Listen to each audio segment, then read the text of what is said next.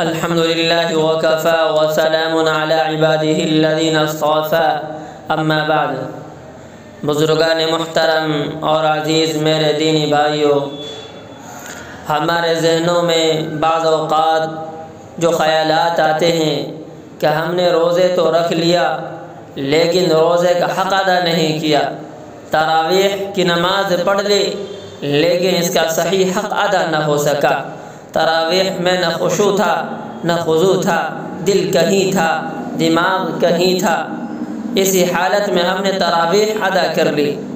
یہ خیال لا کر بعض لوگ اس روزے کی اور تراویح کی ناقدری کرتے ہیں۔ میرے بھائیوں،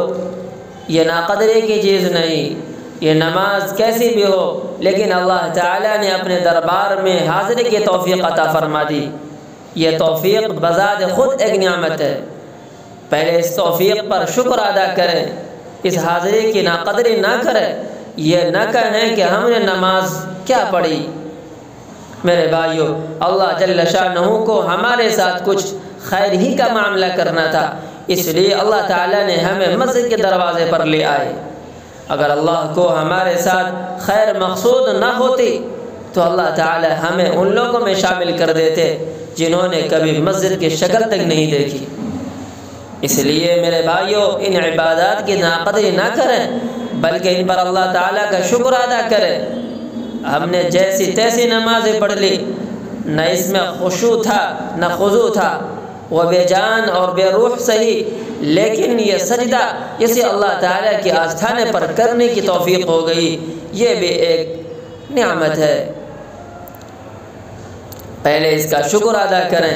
بے شک ہم اس کا حق ادا نہیں کر پائے، جس طرح ہمیں حق ادا کرنا چاہیے، جس طرح ہمیں عبادتیں کرنی چاہیے، بے شک ہماری طرف سے اس میں کوتاہیاں رہی ہیں،